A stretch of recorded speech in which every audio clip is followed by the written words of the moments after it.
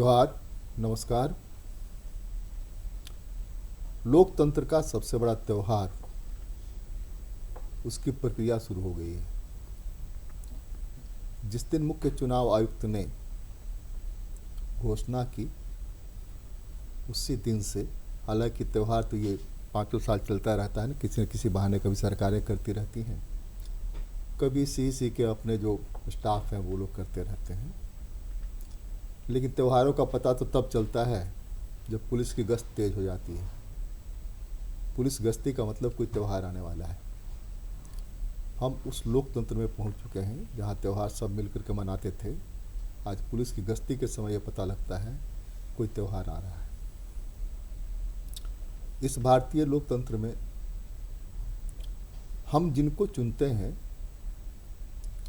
वो कहते हैं वहां जाकर या वहां वोट मांगने के पहले कि हम आपके सेवक हैं, लेकिन वो हमारे मालिक हो जाते हैं, हमारे राजा हो जाते हैं, हमारा भाग्य निर्धारित करते हैं 5 साल के लिए और अगले 25 साल 100 साल के लिए भी।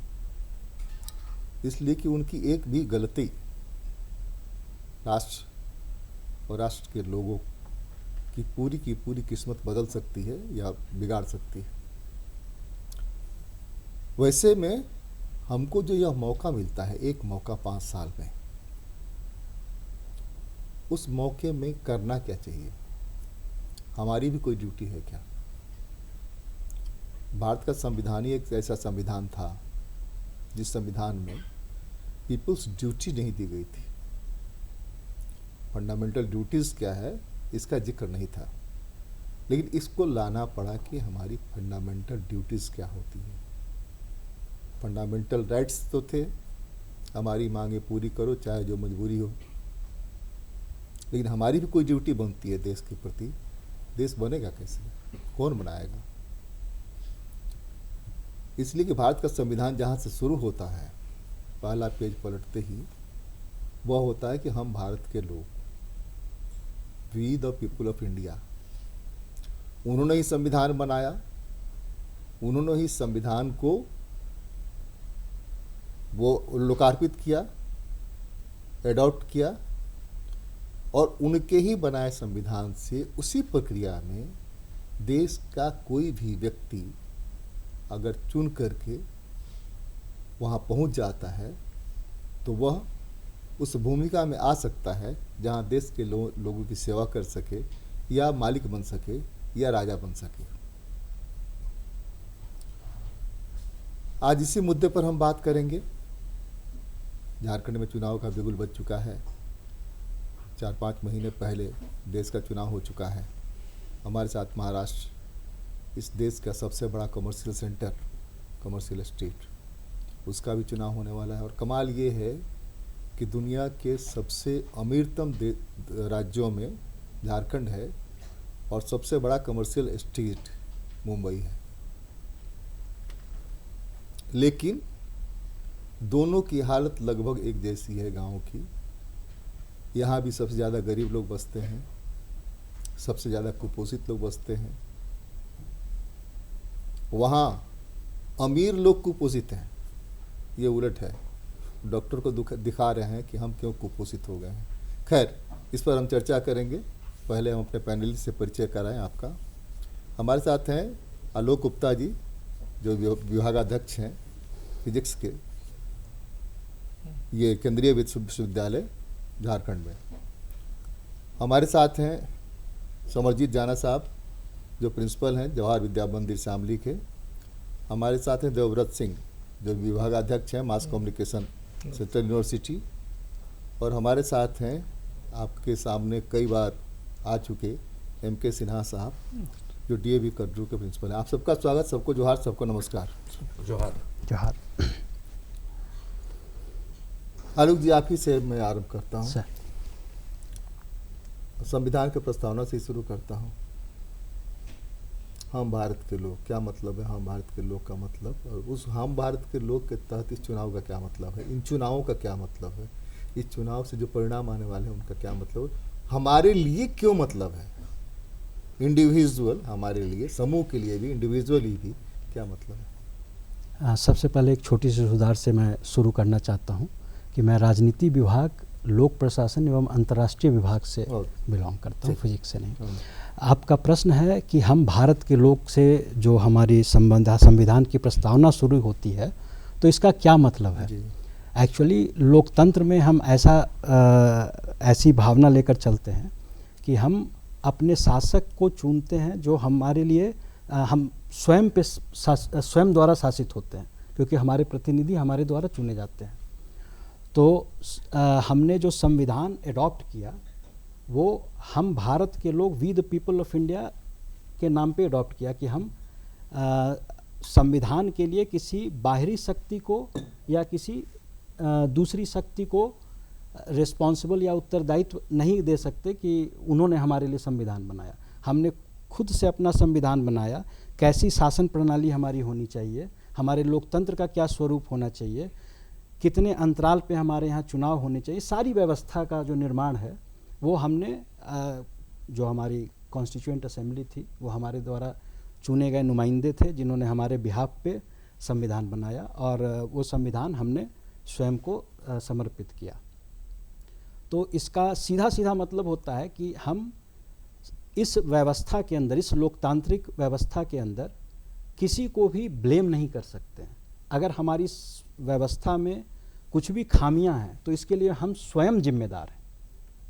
और मुझे लगता है कि वर्तमान जो समकालीन भारत है, जिसे हम युवा भारत कहते हैं, और युवाओं की जनसंख्या लगभग 65% है, तो भारतीय लोकतंत्र एक ऐसे मोड़ पे खड़ा है जहाँ से व्यवस्था को बदलने की क्रांति शुरू हो सकती है। हम अक्सर देखते होंगे अखबारों में, कई जगहों पे चर्चा परिचर्चाओं में, कभी कभी हम क्लास में भी बच्चों के प्रश्नों का जवाब देते हैं तो इसी तरह के प्रश्न आते हैं कि हमारी व्यवस्था में कितनी तरह की समस्याएं हैं।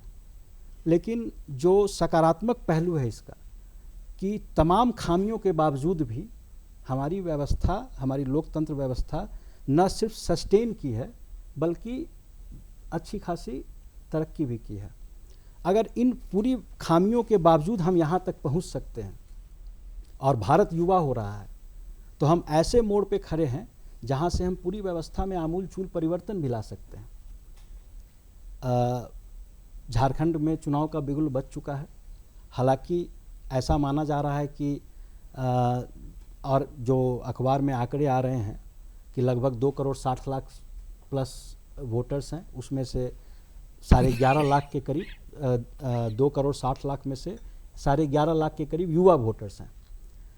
लेकिन समस्या ये है कि इस राज्य में हो सकता है उनकी संख्या कम भी हो वोट के हिसाब से, लेकिन फिर भी अगर ये 11.5 लाख युवा विभिन्न विधानसभा कॉन्स्टिट्यूएंसीज में बाहर निकलें और अपने मताधिकार का प्रयोग करें और एक रैशनल वे में अपने मत का प्रयोग करें, तो निश्चित रूप से पूरी व्यवस्था में बदलाव ला सकते हैं कि हमें किसको चुनना चाहिए, किस तरह के प्रतिनिधियों को चुनना चाहिए। क्योंकि हम जो प्रतिनिधि चुन रहे हैं वही हमारे ऊपर आने वाले समय में शासन करेंगे। तो ऐसे में जब हमने संविधान में ये लिख दिया कि हम भारत के लोग, और उसके आगे जितने भी शब्द हैं वो ये परिभाषित करते हैं कि किस तरह के गणतंत्र और लोकतंत्र की परिकल्पना हमने की और हमने स्वयं को समर्पित किया। तो ऐसे में हम ये ब्लेम नहीं कर सकते हैं कि हमारे नेता जो डिलीवर करना चाहिए, जिस तरह की शासन व्यवस्था होनी चाहिए, जिस तरह का गवर्नेंस होना चाहिए, वो गवर्नेंस नहीं है। इसके लिए हमको स्वयं को जिम्मेदार मानना चाहिए कि शायद हम ड्राइंग रूम में बैठ करके राजनीति डिस्कस तो करते हैं लेकिन बाहर नहीं निकलते हैं अपने मताधिकार का प्रयोग करने के लिए। जाना साहब, आप एनसीईआरटी पढ़ाते हैं, संविधान की प्रस्तावना पढ़ाते हैं, तो जो प्रस्तावना पढ़ते हैं, प्रस्तावना रट भी लेते हैं। आप दोनों प्रस्तावना पढ़ सकते हैं, यहाँ पर बता सकते हैं, लेकिन उसको गुनते कितने हैं, फील कितना करते हैं, समझते कितना हैं और उस पर अमल कितना करते हैं। इसलिए कि प्रस्तावना पढ़ करके इंजीनियरिंग मेडिकल फर्स्ट नहीं होगा, प्रस्तावना पढ़ करके मुल्क फर्स्ट होगा। ये अगर गुनते हैं तो मेरी समझ से ज़्यादा बेहतर बताएंगे आलोक जी, ज़्यादा बेहतर बताएंगे, देवव्रत जी बताएंगे, एम के सिन्हा बताएंगे। तो वो कितना गुनते हैं जब वो प्रस्तावना पढ़ते हैं। असेंबलीज में भी शायद आप लोग वो पूरी प्रस्तावना पढ़ी जाती है। एनसीईआरटी का जो सिलेबस है उसमें देखा गया तो हम लोग ये भारत के संविधान और इलेक्टोरल जो आपकी डायरी में भी है, आपकी डायरी में प्रस्तावना लिखी हुई है, हर किताब में है। हाँ। एनसीईआरटी का वो 9th में शुरू होती है। अब 9th तक जो बच्चे हैं, लगभग 13 साल 14 साल की बच्चा, उनका मन में ये समस्या, इनका प्रश्न आते हैं जो हम लोग जब वोटाधिकार हमको प्राप्त होगी, जैसे इस बार स्कूल में भी हम लोग कैंप करके जो 11वीं 12वीं का बच्चे हैं, जो 10th का थोड़ा सा ज़्यादा जिसकी उम्र हो गया है, सबका वोटाधिकार हम लोग वहीं पर बनवाए। तो इनका मन में ये प्रश्न आता है, वहाँ हमको जो समझ में आ रहा है, बच्चे का मन में तब तक यही चीज़ रहता है जे हमारा परिवार में हम कोई एक सत्ता, कोई एक दल, कोई एक पार्टी को हम लोग समझते हैं जो अच्छा है मेरे लिए, और मेरा भावना, हमारा भावना वो परिवार की भावना से थोड़ा सा क्या बोलते हैं, प्रभावित होते हैं। मगर जितना क्रांति आया है सब आप ही लोगों की तरफ से आया है, युवा का तरफ से आया है। आप ही लोग मतलब भारत की जो युवा, अभी आलोक जी बताया 65% बच्चे, 65% वोटाधिकार जिसका है वो युवा है, और युवा क्रांति लाए हैं। तो आप लोगों का सोचना है जे हम किस लिए वोटाधिकार, हमारा जो है मताधिकार हम क्यों प्रयोग कर रहे हैं, उसको सोचना है। उसमें सही और गलत दोनों चीज़ को बहुत अच्छा आंकड़ों से देखना है। चाहे तो परिवार में भी इसके बारे में विशेष एक आलोचना भी करना है, जे ऐसा हम लोगों का चाहिए, ऐसा हम लोगों का सपना, आपका सपना पूरा पिछले 5 साल में आप वोटाधिकार दिए, उसका साकार हुआ? ये प्रश्न जरूर आपको करना है। आपको परिवार में इसका आलोचना भी करना है। और हम लोगों का जो लक्ष्य है, जे एक अच्छे, हम लोग सब सरकार नहीं चला सकते हैं, इसीलिए हम लोग सरकार का हमारा रिप्रेजेंटेटिव चुनते हैं, हमारा आदमी चुनते हैं जो जाके मेरा बात कहेगा वहाँ पर। तो ये चीज़ में आप सबका बहुत बड़ी भूमिका है। और इसमें एक समय था, अभी थोड़ा दूर पहले, कुछ दिन 10, 15, 20 साल पहले ऐसा था, जो कई घर में नेता लोग आ जाते थे और बोलते थे चलो हमारा पार्टी को आपको मताधिकार प्रयोग करना, आपको ये सुविधाएं हम लोग देंगे, आपको ये समस्या को हम लोग हल करेंगे। मगर जैसा वोटाधिकार प्रयोग हो गया, मताधिकार प्रयोग हो गया, चुनाव का रिजल्ट आ गया, उसके बाद देखा गया जो कई आदमी, कई नेता वहाँ पाँव भी नहीं रखे, ऐसा भी हुआ। तो इसमें आज बहुत स्थिति बदला हुआ है, और वो बदल आप ही लोगों के चलते आए हैं। तो इसको जरूर देखना।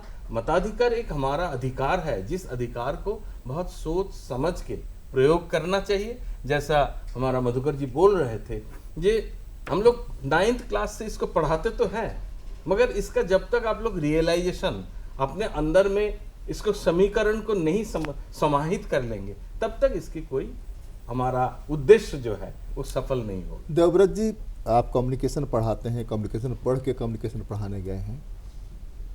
हम जो पढ़ाई कर रहे हैं उसमें हम कितना कम्युनिकेट कर पाते हैं, और जो पॉलिटिकल मास्टर्स हैं वो कितना कम्युनिकेट कर पाते हैं? हम क्यों नहीं कम्युनिकेट कर पाते हैं? वो जो किताबों में प्रिंटेड है, वो जो उनकी डायरीज में प्रिंटेड है, वो जिस पर कि पूरा का पूरा मुल्क को चलना है, वो हम क्यों नहीं कम्युनिकेट कर पाते हैं? ये जो पिछला सवाल आपने किया कि एनसीईआरटी की किताबों में है और वो सब रट भी रहे हैं, जानते भी हैं, लेकिन ये हमारी शिक्षा की विफलता कहिए कि वो बातें जीवन से कनेक्ट नहीं कर पाती, उनका सही अर्थ और उनको हम अपनी लाइफ में, अपने जीवन में कैसे उसको समझें, उसके संदर्भ में कैसे समझें। संचार की जो बात आप कर रहे हैं, कम्युनिकेशन की जो बात कर रहे हैं, दरअसल लोकतंत्र में संचार की बड़ी भूमिका है। और ये जो पूरे हम लोकतंत्र में युवाओं की भागीदारी की जो बात करते हैं, तो उसमें मीडिया की बड़ी भूमिका है। मीडिया जो है, अखबार हो, वो चाहे डिजिटल मीडिया हो, सोशल मीडिया हो, उस पर जो कुछ भी चुनाव के बारे में, नेताओं के बारे में जो कुछ भी आ रहा है, सवाल ये है कि युवा उसको कितना पढ़ रहे हैं, कितना जान रहे हैं। क्योंकि भागीदारी की पहली शर्त है कि जानकारी। जब जानकारी नहीं है कि हो क्या रहा है, मुद्दा क्या है, अलग अलग नेता क्या कह रहे हैं, तो आप उसमें अपनी एक समझ नहीं बना पाएंगे। और लोकतंत्र की पहली शर्त है कि अपने नागरिकों की क्रिटिकल समझ हो, एक ऐसी समझ हो जो सही गलत का निर्णय कर सके। जैसे आलोक जी ने कहा कि लोकतंत्र का आधारभूत नियम यही है कि हम सरकार अपनी चुनते हैं, तो हम किसी को उलाहना नहीं दे सकते, शिकायत नहीं कर सकते।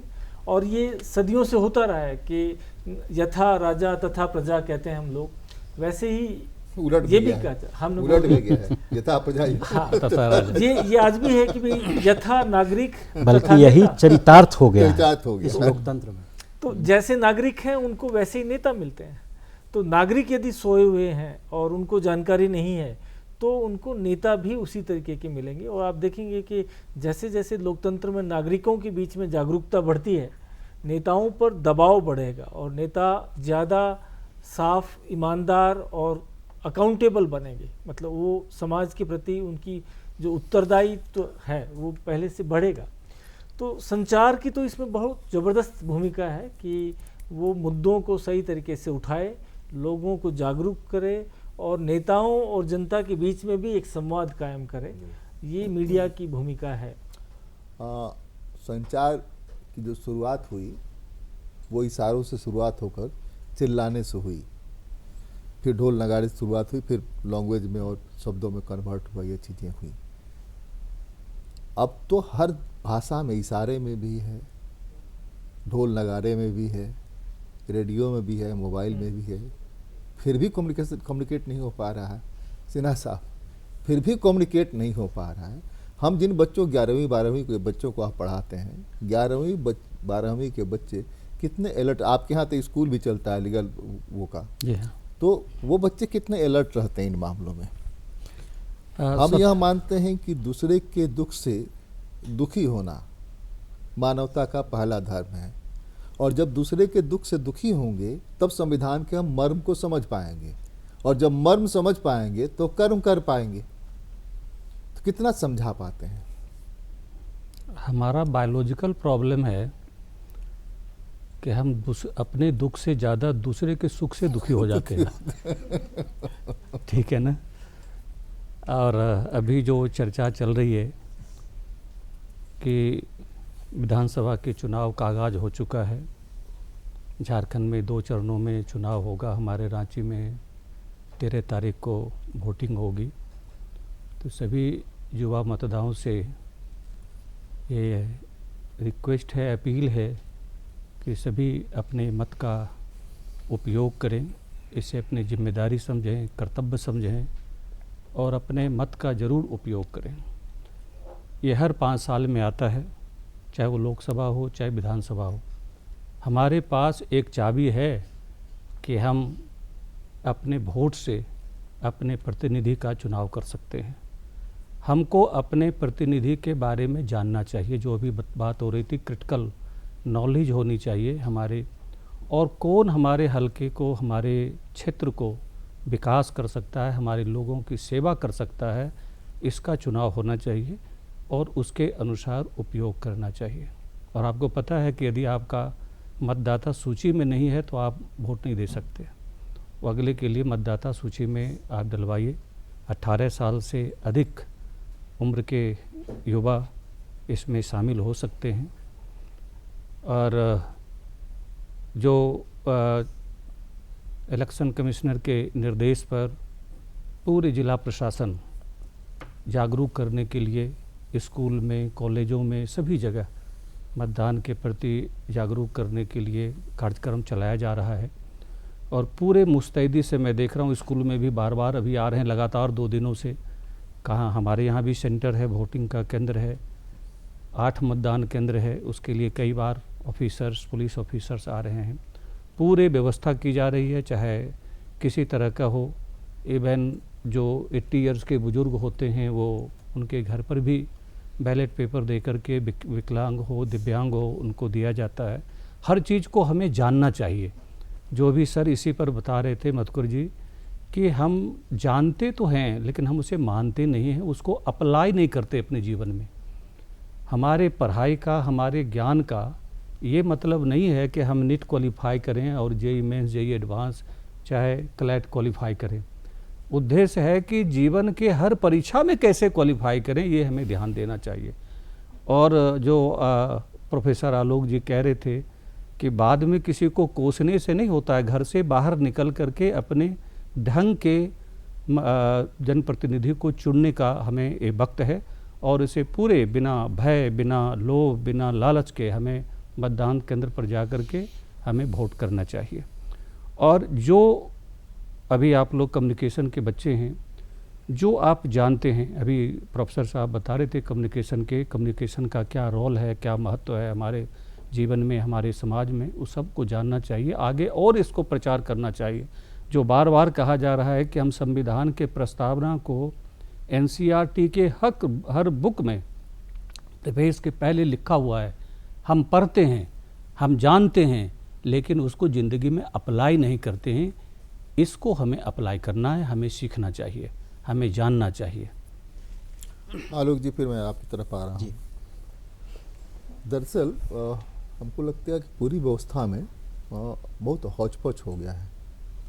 अब देखिए नहीं, क्रांति शब्द जो है ना, कहाँ बनी, कैसे बनी, इसका मतलब क्या होता है, उसी में इतना हौच-पौच है। हरित क्रांति, दुग्ध क्रांति, श्वेत क्रांति, कृषि क्रांति, बंदूक से क्रांति है। ये क्रांति है क्या? और जिस क्रांति की हम बात करते हैं, उस क्रांति को हम वोट से भी ला सकते हैं। बिल्कुल, हमारे पास सीधा एक रास्ता है जहाँ की बगैर हथियार चलाए, बगैर किसी की लाठी खाए, बगैर गाली गलौज सुने, हम जा कर के चीज़ों को बदलने की कोशिश कर सकते हैं, उसमें कामयाब भी हो सकते हैं। बिल्कुल सही मधुकर जी। एक्चुअली बदलाव की प्रक्रिया में कई कारक होते हैं। तो क्रांति एक तरह का बदलाव है, दूसरा हो सकता है कि हम नहीं, देखिए सुधारवादी उसमें देखिए दृष्टिकोण से दो चीज़ है। एक जो गरिमा शब्द है ना, गरिमा को सिर्फ प्रतिष्ठा भी कह सकते हैं, दैट इज नॉट ओनली प्रतिष्ठा, है ना। बिल्कुल, उसी ढंग से क्रांति परिवर्तन नहीं है, परिवर्तन भी है। परिवर्तन भी है। तो जैसे मैं बदलाव की बात कर रहा हूँ, परिवर्तन की बात ही कर रहा हूँ।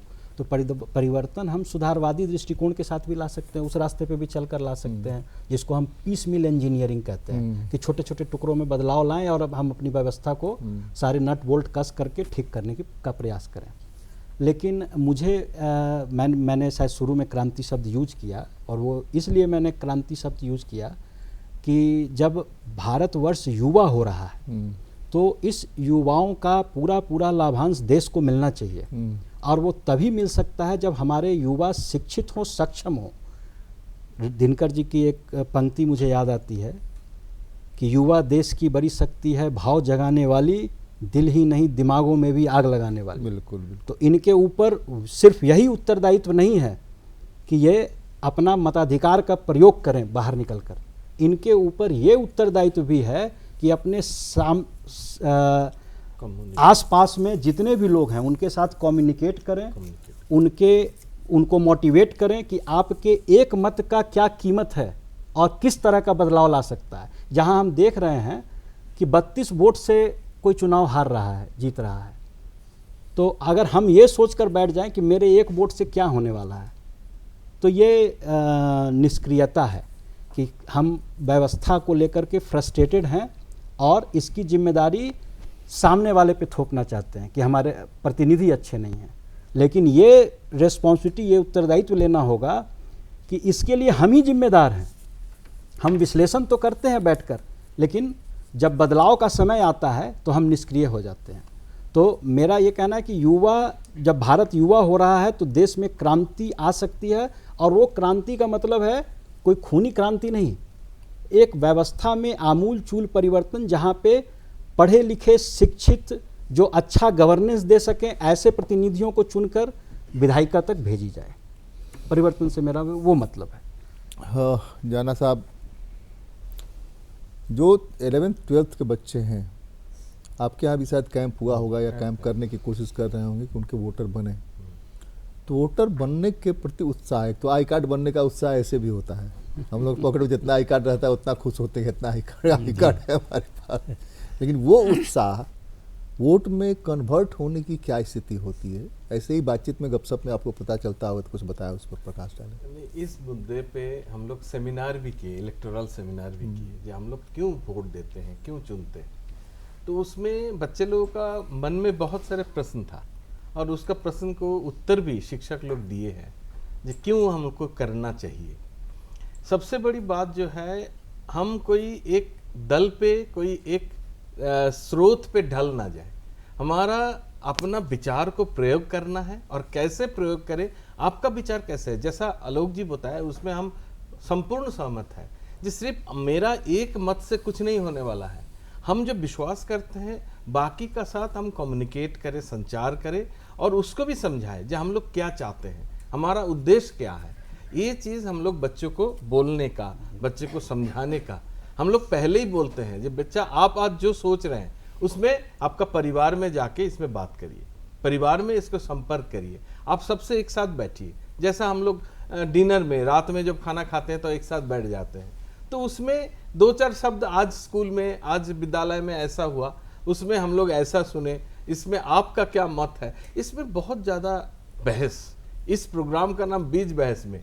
तो आपका घर में भी हर बार ये मताधिकार लेके, आप जो नए वोटर, नए मतदाता बने हैं, उसमें जरूर इसमें बहस होना चाहिए, सबसे समझना चाहिए, और उसके साथ आपको जो परिवार की बाकी सदस्य हैं उनसे भी सुनना चाहिए। हो सकता है हम गलत सोच रहे हैं, उनसे भी कुछ हम लोगों का नया दिशा मिल सकता है।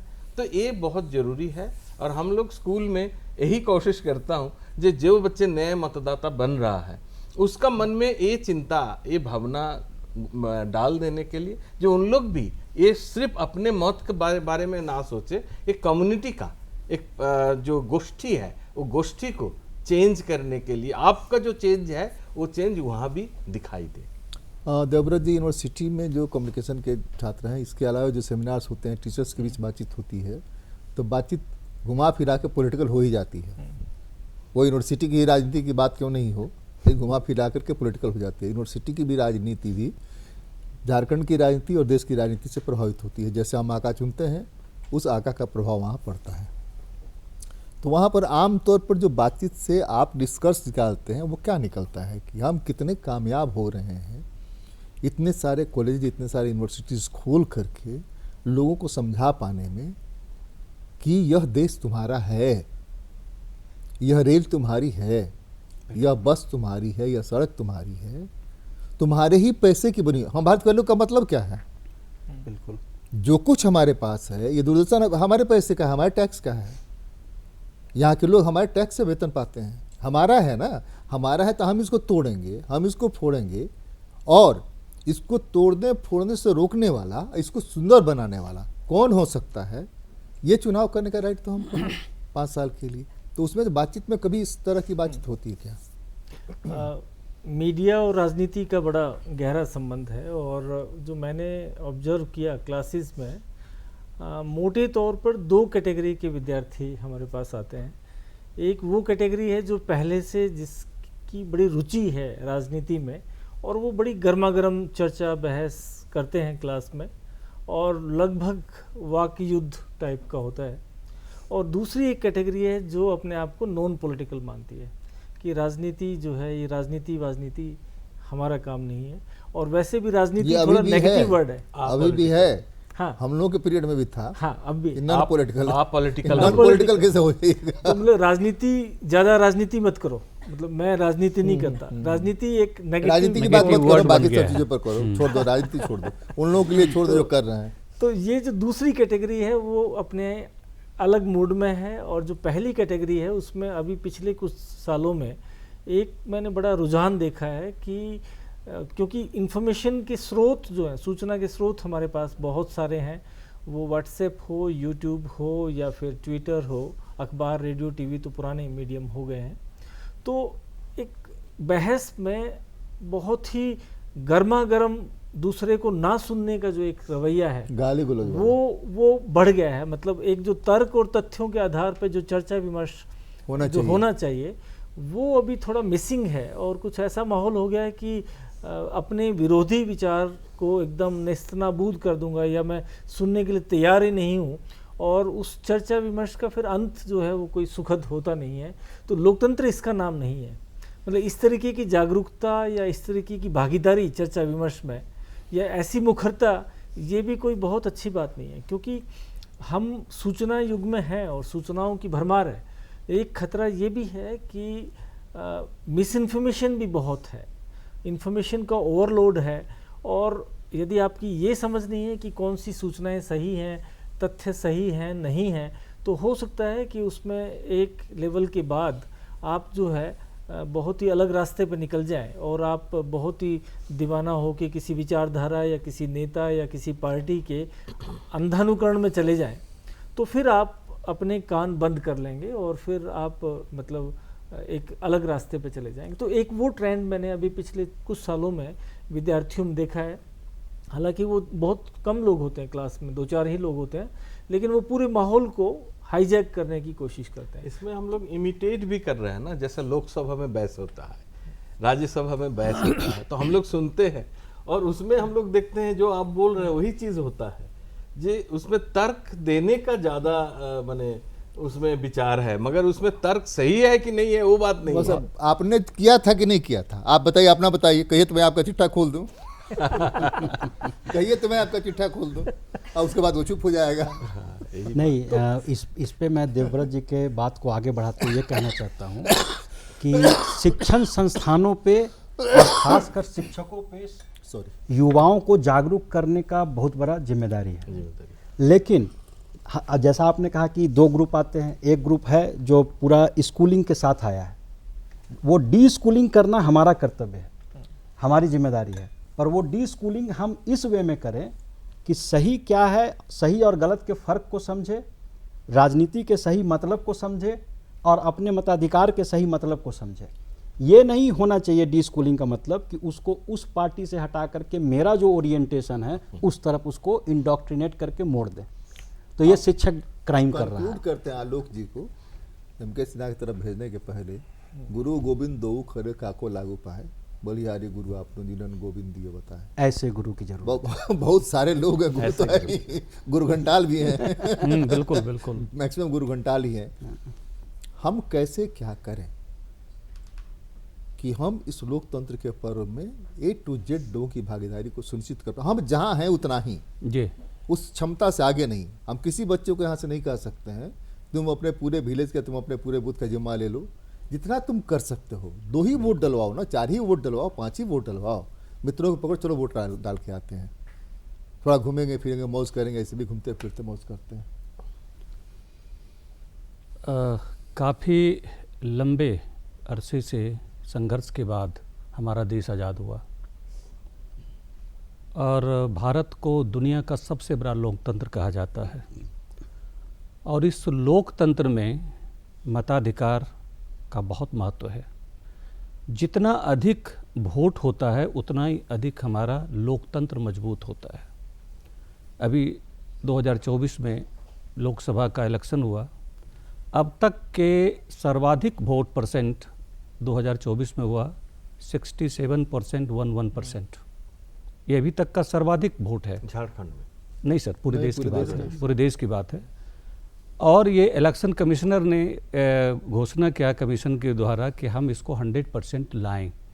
जो इस पर चर्चा हो रही है इसका मुख्य रूप से ये है कि हम इस जो अभी हमारे पास चुनाव आया है उसमें अधिक से अधिक मत पड़े, हम अपने को भी जागरूक करें, अपनों को भी जागरूक करें, नज़दीक के लोगों को भी जागरूक करें कि ताकि अधिक से अधिक लोग मत दें और अपने प्रतिनिधि को, सही प्रतिनिधि को चुन सकें जो हमारे हलके को, हमारे समाज का और हमारे लोगों को सुन सके और उसका विकास कर सके। तो जैसे बच्चों को हम लोग स्कूल में जो भी बात चल रही है ना, राजनीति की बात, बच्चों को हम लोग डिबेट सिखाते हैं और डिबेट में ग्राउंड रूल तैयार करते हैं कि आपको अपनी भाषा से, अपने शब्दों से, अपने तर्क से उसको काटना है, अगेंस्ट या फॉर में बोलना है, ना कि उसको ठोक कर करके ऊंची आवाज़ में और इस तरह से दूसरे तरह से उसको कर सकते हैं। हमारे भाषा में दम होना चाहिए। वो चिल्लाते वही हैं जिसके भाषा में कमजोरी होती है, वो फिर दूसरे तरफ जाएंगे। तो बच्चे, आप लोग सभी डिबेट में भाग लेते होंगे, स्कूल में सीखते हैं, तो उसको हमेशा जानना चाहिए कि तर्क संगत हमारा बात होना चाहिए कि हम अगर फॉर में है तो क्यों, अगेंस्ट में है तो क्यों, और तब आप अपने लोगों को आप समझा सकते हो इसके बारे में। आप अधिक से अधिक लोगों के संपर्क में रहिए, लेकिन मैं ये कहूँगा कि आप किसी उसमें उलझिए मत किसी से, वो आज का समय वो नहीं है। हम अपनी भाषा से अपने लोगों को समझाएं क्यों और क्यों नहीं। हमें डिफरेंस होना चाहिए व्हाट और व्हाट नॉट के बीच में, तब लोगों को हम कन्विंस कर पाएंगे अपने भाषा से, अपने शब्दों से, और इस महापर्व में भागीदारी हो सकते हैं। आपकी तरफ हम लौट रहे हैं, कुछ चीज़ें आपके पास सवाल छोड़ करके। सवाल नंबर 1, आप में से शायद ही कोई होगा जो होटल चुन करके नहीं जाता होगा, आज इस होटल में खाना है। चुनते हैं ना, डिशेज चुनते हैं, फास्ट फूड चुनते हैं, जंक फूड चुनते हैं, यही खाना है। उसका चुनाव करते समय आप किन चीज़ों का ख्याल रखते हैं? एक जो मूल होता है टेस्ट का, दुनिया के बाजार ने इस चीज़ को पकड़ा। हम जिस देश की बात कर रहे हैं, जहाँ की आज भी लगभग 60% से ज़्यादा लोग कृषि पर डिपेंडेंट हैं, उनके सब्जी की कीमत बढ़ते ही हम गाली देना शुरू कर देते हैं। कृषि के उत्पाद की कीमत बढ़ते ही गाली देना शुरू कर देते हैं, बगैर यह जाने कि बाढ़ से भी प्रभावित होता है और सुखाड़ से भी प्रभावित होता है। हम उसके साथ अपने को जोड़ ही नहीं पाते हैं। जब हम उसको अपने साथ, अपने पिता के साथ नहीं जोड़ेंगे, और वो आप में से कितने लोग हैं जो यहाँ बैठे हुए जो सोना चांदी हीरा मोती जितने भी जवाहरात हैं उसमें से कुछ भी खाकर जिंदा रह सकता है? कोई है? एक भी? खाने के लिए तो वही चावल चाहिए, रोटी चाहिए, वो उगाता है गर्मी में सर्दी में। हम उसके साथ अपने को कनेक्ट नहीं करते हैं। तो जो प्रतिनिधि उसके साथ कनेक्ट करता है, कम से कम उसको तो कह ही सकते हैं कि देखो यार, ये लगता है कि इन सब बुरों में से एक कम बुरा है। नहीं। अब चलिए, आपके सवाल हैं, माइक यहाँ सामने, हाथ उठाइए, माइक भेजते हैं, आप अपने सवाल रखिए, यहाँ दीजिए।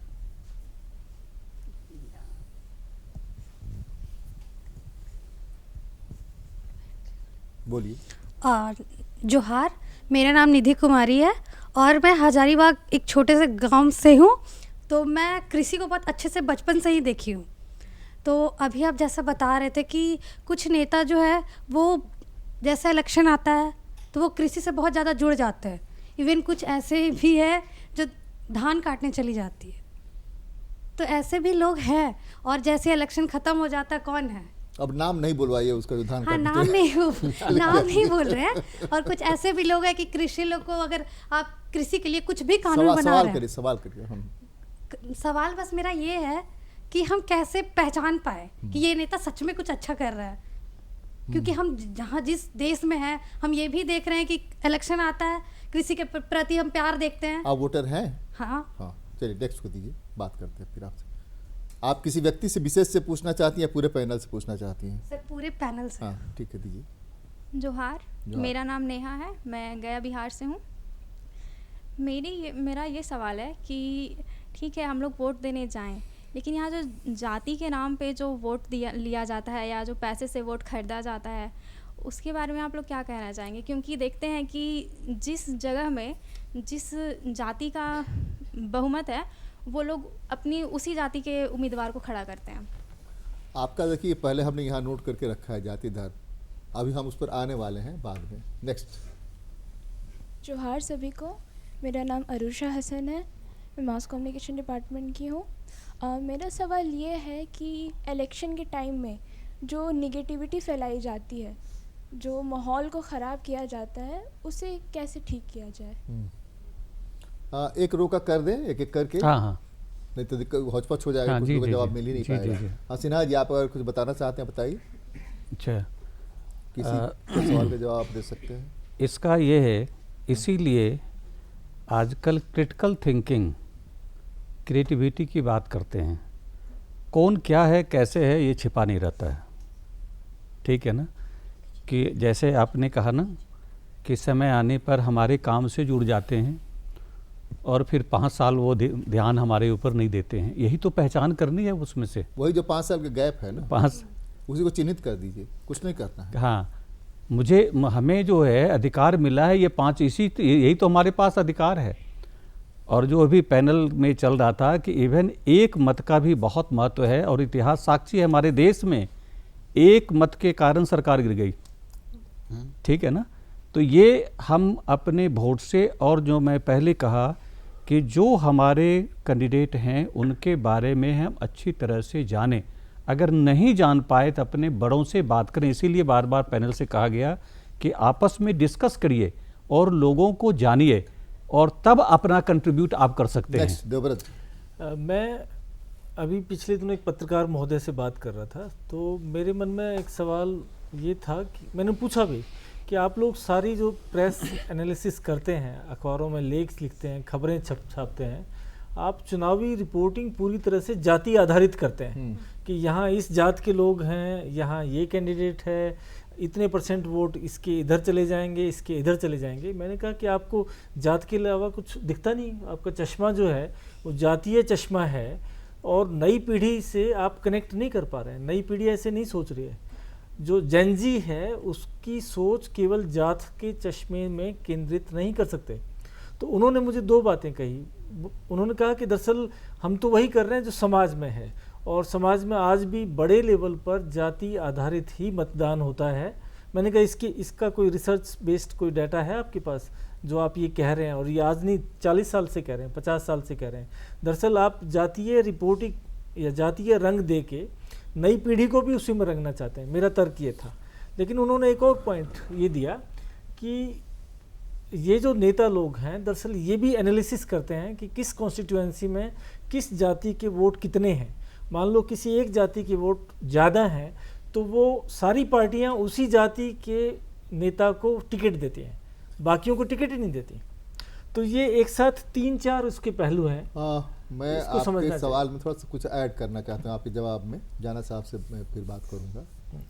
वो ये है, 75 सालों में संविधान के पहले सेंटेंस के बाद जो दूसरा सेंटेंस है समानता का, अभी तक वो हमारे दिमाग में आया ही नहीं है। जी, वेरी ट्रू। और ये कंप्लीट झूठ होता है, झूठ झूठ झूठ और झूठ। इसलिए कि 40-50 साल में हमने जो जीवन जिया है, पॉलिटिकली, नॉन पॉलिटिकली, प्रेसमैन के रूप में, अब एक मीडिएटर के रूप में, उसमें देखा है कि कोई कहता है और उसकी सुनकर के वो लिख देता है, इसलिए मेहनत नहीं करना चाहता है।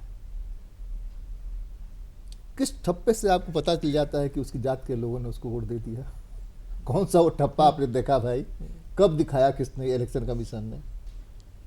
लेकिन हमारा दिमाग ऐसा बना हुआ है, और यह एक फैक्ट भी है कि जात के आधार पर कैंडिडेट होता है और जात के आधार पर वोट होता भी है।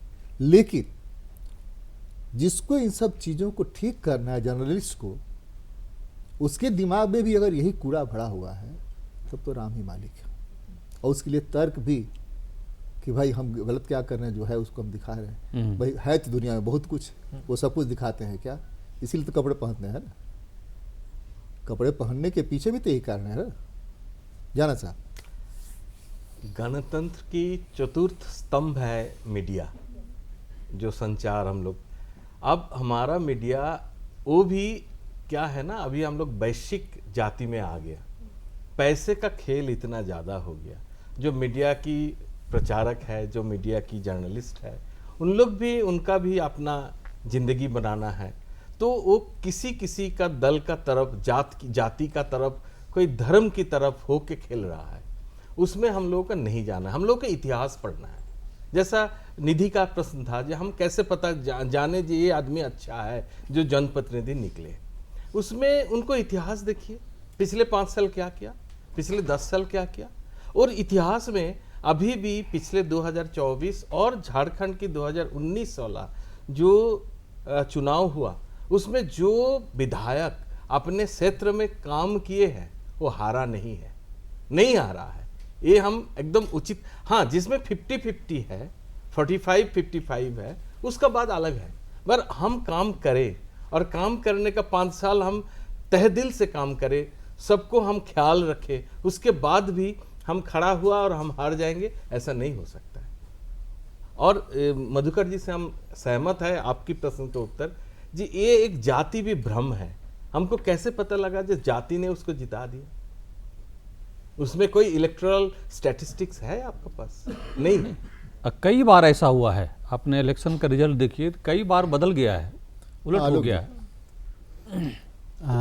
जहाँ तक इनका सवाल है, चाहे नेहा का भी सवाल था, तो मुझे लगता है युवाओं के अंदर ये समझ बनना कि मैं अपने नेता को कैसे पहचानूं, जाति और धर्म के आधार पे वोट मांगे जा रहे हैं, ये स्वयं में बहुत बड़ी बात है। और ये इस ओर इंगित कर रहा है कि हमारे लोकतंत्र में बदलाव की बयार बहने लगी है। महान दार्शनिक रूसो ने कहा था कि प्रजातांत्रिक लोकतंत्र में we are free only on the day of election. ये बहुत अच्छी समझ है इस लड़की का, कि जिसने कहा कि जब चुनाव आता है तब तो वो हमारे इर्द गिर्द मंडराते दिखते हैं, उसके बाद 5 साल नदारत होते हैं। ये समझ बन गई आपके अंदर, तो आप ऐसे नेताओं को पहचानने का प्रयास कीजिए और अपने आसपास के लोगों को भी शिक्षित कीजिए कि देखो कौन गिरगिट है, चुनाव के बाद कैसे रंग बदलेगा, और कौन हमारे बीच में हमारा बनकर रहेगा और हमारी समस्याओं को एड्रेस करेगा। तो ये एक बड़ी चीज़ है। जहाँ तक जाति और धर्म का सवाल है, मधुकर जी आपने भी कुछ कहा, मैं पूरी तरह से इसको नकार तो नहीं सकता कि हमारे कुछ और पैनलिस्ट ने भी कहा कि जाति उतना बड़ा फैक्टर नहीं है। एक बड़े सोशल साइंटिस्ट हुआ करते थे Rajni Kothari, caste in India की पुस्तक ही लिखे, जिसमें उन्होंने विश्लेषण दिया कि caste is the social infrastructure of Indian politics. तो अगर हम माइक्रो लेवल पे जाकर एनालिसिस करेंगे तो ये पाएंगे कि पार्टियां पूरा चुनाव लिस्ट लेकर के बैठती हैं, वोटर लिस्ट लेकर के बैठती हैं और ये तय करती हैं ये क्यों हो रहा है कि एक पार्टी देखती है कि वो कौन सा कैंडिडेट को फील्ड कर रहा है, वो एक जाति विशेष को टिकट दे रहा है तो हम भी उस जाति विशेष को टिकट दें, कैसे काटना है, सारे गणित होते हैं टिकट देते समय। तो caste continues to be a dominant factor in Indian politics, इसको हम नकार नहीं सकते हैं। लेकिन युवाओं के अंदर ये समझ आ रही है कि जाति के नाम पे हमसे वोट मांगा जाता है, तो इससे बड़ी बात क्या हो सकती है? जब आप ये समझ रहे हो तो फिर जाति के नाम पे वोट नहीं दो, क्यों वोट दोगे? देखिए, मैंने जहाँ से शुरू की थी 50 साल पहले, उसका पहला नारा था तिलक तहेज छोड़ दो, जाति पाति तोड़ दो, समाज के प्रवाह को नई दिशा में मोड़ दो। आज के दिन में लगभग हर गार्जियन लड़का लड़की को जैसे ही उसकी जाति होती है, अगर वो टॉप कर गया, IAS शादी करने जा रहा है IRS से IPS से, तब उसमें किसी को जाति का कोई भ्रम नहीं रहेगा। ये सिर्फ मीडियोकर में है, ना ऊपर है ना नीचे है, सब मीडियोकर इकोनॉमिकल अभी भी और उस पर गर्व करते हैं, मुंह चढ़ा करके चलते हैं अपना कि हमारे SDO से शादी कर दी, कलेक्टर से शादी कर दिया, BDO से शादी कर दिया, DSP से शादी कर दी। तो यह जो दिमाग का भ्रम है कौन तोड़ेगा? हम ही न तोड़ेंगे। हमने तोड़ा तब 50 साल में झारखंड में, जिसके बारे में कुछ नहीं जानते। हाँ बोलिए। जोहार, मेरा नाम साहिल अंसारी है। मैं पश्चिम बंगाल के पुरुलिया ज़िले से हूँ और फिलहाल central university of Jharkhand department of international relation से मास्टर्स कर रहा हूँ। मुझे 2 समस्या लगती है, एक सिस्टम में, दूसरी सोसाइटी में, जिसे मैं सवाल के तौर पे पैनल के सामने रखना चाहूँगा। पहला ये है कि सिस्टम में चाहे कितना भी पिछड़ा राज्य क्यों ना हो, जब चुनाव की बात आती है तो चाहे वो शासक दल हो या विरोधी दल हो, हजारों हजार करोड़ रुपए खर्च करने में कहाँ से फंड आता है, कैसे फंड खर्च होता है, मैं इलेक्टोरल बॉन्ड पे नहीं जाऊँगा।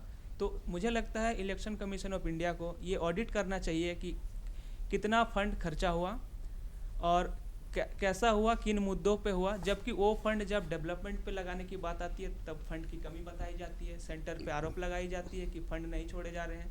वही राज्य में वही शासक दल, कोई भी XYZ दल जब चुनाव की बात आती है हजारों हजार करोड़ रुपए खर्च करते हैं।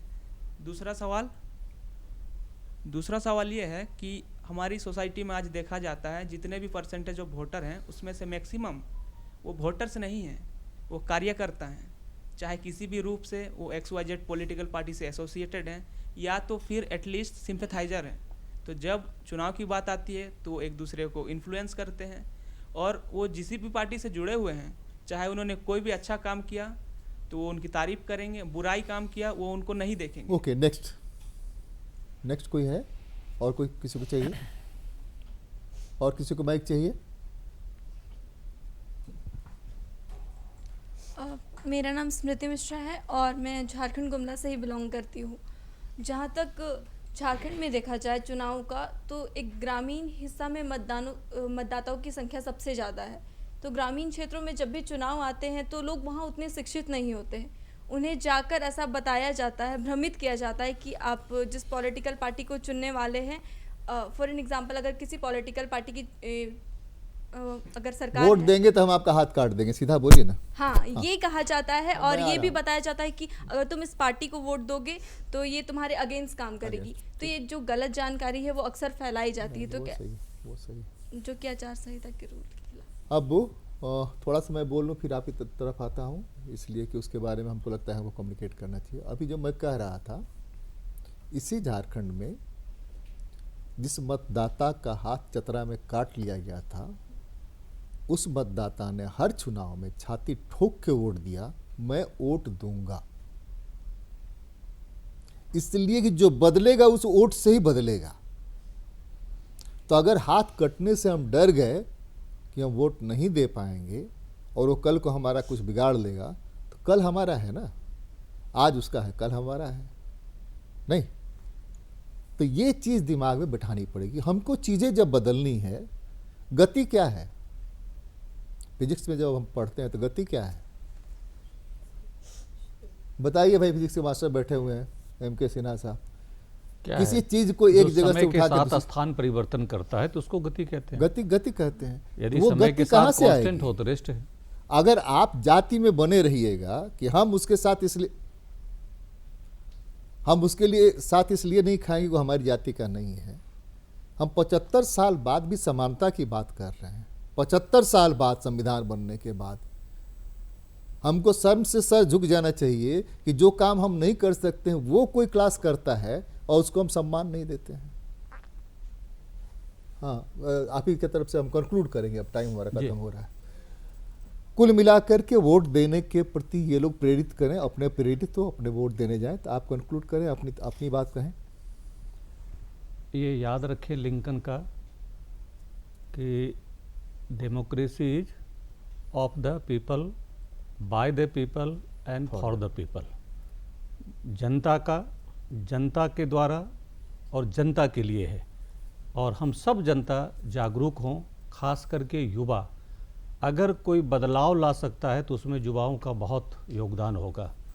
किसी भी प्रकार के समाज में अगर जो भी विकृतियां हैं, उस विकृतियां को अगर हम चेंज लाना चाहते हैं तो युवाओं को आना पड़ेगा। और मुझे उम्मीद है कि आप सभी मिल करके खुद प्रेरित हों, दूसरों को भी प्रेरित हो और अधिक से अधिक संख्या में मतदान करें। देवव्रत जी, सिर्फ भगत सिंह को माला नहीं पहनाइए, जयप्रकाश नारायण और गांधी जी को माला मत पहनाइए, आप भी बनने की कोशिश करिए, चीज़ें बनेगी। देवव्रत जी। मुझे तो ये लगता है कि लोकतंत्र का आधार है जागरूक नागरिक, और जागरूकता आ सकती है जब हम सब लोग सूचनावान बने। तो आप मीडिया का उपयोग करें और जागरूक बने और उससे बदलाव शुरुआत होगी। देवव्रत जाना साहब, इस चुनाव की हमारा मन में जो आता है चैलेंजेस जो है, दो चैलेंजेस हम कैटेगराइज करते हैं, उसको करते। पहले है डर, जो अभी मधुकर जी बोल रहे थे, जब आपको उस पार्टी को वोट देंगे तो आपको हाथ काट दिया जाएगा। डर की बिजनेस, आप लोग 3 इडियट्स देखे हैं ना? तो याद होगा, डर की बिजनेस, एग्जाम की पहले आप सबका डर होता है। तो चुनाव का पहले हमारा चुनावी नीति क्या है? डर, दूसरे को डराना, जब आप ऐसा करोगे तो ऐसा हो जाएगा। दूसरा चैलेंजेस है अर्थ, जो पैसे की बात है। आपको इतना पैसा मिल जाएगा, आप इस पार्टी को वोट दोगे तो आपका 1000 रुपया मिलेगा। अरुणाचल में हम सुने हैं एक कैंडिडेट बाहर से बेंगलुरु में पढ़ रहा है, वो वापस गए वोट देने के लिए, उनका फैमिली में एक बच्चे के 25,000 रुपया मिलता है पैसा। तो 2A प्रलोभन है, 2A लालच है। इस दोनों लालच को जो जय कर पाएंगे वो वोट में, चुनाव में अब ये होके उभर के आ जाएंगे। अब इसमें क्या होता है, हम लोग ज्यादातर डर का पास और नहीं तो अर्थ की पास हम लोग आत्मसमर्पण कर देते हैं, हम लोग सेक्रीफाइस अपने को कर देते हैं। चलो कोई बात नहीं, झंझाट में कौन जाना। आलोक अब जी, ऐसे समय ही। खत्म हो रहा है। भारतीय लोकतंत्र एक परिवर्तन के चौराहे पे खड़ा है। बागडोर युवाओं के हाथ में है। जब भारत युवा हो रहा है और मैं बहुत आशान्वित हूँ युवाओं से कि ये बदलाव युवा ही ला सकते हैं कि आपके विधायिका का चरित्र कैसा हो। अगर आप एक अच्छा चरित्र चाहते हैं अपनी विधायिका का, अच्छा गवर्नेंस चाहते हैं, सुशासन चाहते हैं, तो आपकी समझ अच्छी है, जात पात धर्म सारे नैरो पैरोकियल आउटलुक से ऊपर उठ करके अपने मताधिकार का प्रयोग करें और अपने आसपास के लोगों को भी प्रेरित करें। रामायण की और गीता की 2 पंक्तियां सुना करके मैं कंक्लूड करता हूं। एक है कि वही है वही जो राम रचि राखा, काकरी तर्क बढ़ाऊं शाखा। वहीं पर है कर्म प्रधान विश्व करी राखा, जो जस करहि तास फल चाखा। न्यूटन का third law. Am I right? Yes, every action has Every got action equal has and opposite opposite and equal reaction. reaction. Krishna ने गीता में क्या, कर्मण्यवाधिकार अस्ते मा फलेषु कदाचन। आप लोग वोट देंगे, दिलाएंगे, इसी उम्मीद और कामना के साथ बीच बहस में इतना ही। नमस्कार, जोहार। जोहार। कैसा लगा?